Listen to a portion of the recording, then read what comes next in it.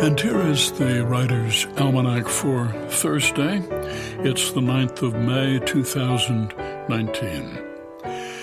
It was on this day, 1386, the Treaty of Windsor was signed, an alliance between Portugal and England. It's the oldest treaty still in effect in the world, establishing a pact of mutual support between the two countries. Back in 1386, England had practically no real navy. Portugal did, and so they pledged each other to an alliance, England threatened by France and Portugal by Spain. It's the birthday of William Martin Joel, Billy Joel, born this day in 1949 in the Bronx, in New York. The man who wrote, "Some folks like to get away, take a holiday from the neighborhood, hop a flight to Miami Beach or to Hollywood, but I'm taking a Greyhound on the Hudson River line. I'm in a New York state of mind. It comes down to reality, and it's fine with me because I've let it slide. I don't care if it's Chinatown or on Riverside. I don't have any reasons. I've left them all behind. I'm in a New York state of mind." It was on this day in 1994 Nelson Mandela was elected the first president of a democratic South Africa. He had served 27 years in prison for his political opposition to the apartheid regime. People poured into the streets to dance the Dewey Dewey, and Mandela danced across the room with Coretta Scott King, and he said South Africa was free at last. It was on this day in 1941 that the German submarine U-110 was captured by British destroyers as it was attacking a convoy in the North Atlantic just south of Iceland. The destroyer saw the periscope. It dropped depth charges. The submarine surfaced. The British boarded the sub, where they found a secret cipher machine, the Enigma, and they took it on board. They let the submarine sink.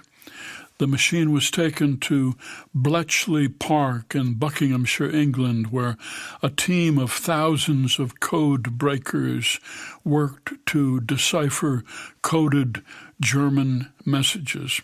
And with the help of the Enigma, they managed to break the German naval code, which was a crucial turning point in the Battle of the Atlantic and probably in World War II itself. It's the birthday of the poet Charles Simic, born in Belgrade, Yugoslavia, 1938. Family fled Eastern Europe after the war, wound up in Oak Park, Illinois. Simic went to the same high school Ernest Hemingway had gone to, and that inspired him to become a writer. Published his first book of poetry, What the Grass Says, in 1967. Went on to publish many more collections. Charles Simic, who said, "If I believe in anything, it's in the dark night of the soul. Awe is my religion, and mystery is its church. The plain truth is we are going to die. Here I am, a teeny speck surrounded by boundless space and time, arguing with the whole of creation, shaking my fist, sputtering, growing even eloquent at times, and then poof, I'm gone, swept off once and for all." I think that is very, very funny. It's the birthday of the poet Joy Harjo, born in Tulsa, Oklahoma, 1951, in a Muskogee Creek family. Mother was mixed race. Once she enrolled at the age of 19 as a member of the Muskogee Nation, she took her paternal grandmother's last name of Harjo. She had a tough upbringing, 2 abusive stepfathers. Age 16, she moved to Santa Fe to go to art school. Then she went off to the Iowa Writers' Workshop.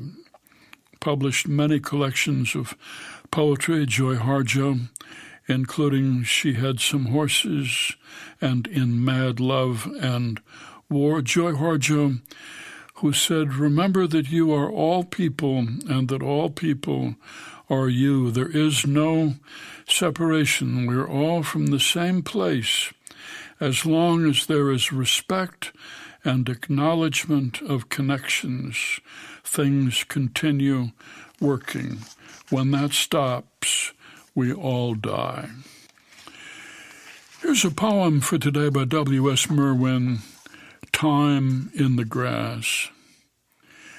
In a few fields, the first hay is lying naked in its new fragrance as its color fades, and no one has stayed to see the noon light dappling the small growth in the shade of the trees beside the meadows that are still untouched, where the spring grasses go on rippling in the shimmering daylight of their lives, and the voles, clad in velvet shadows, trickle through their feet under the whispers of the tall world, while the clear notes of crickets on all sides keep calling to the world to stay just as it is. They go on calling even when the grass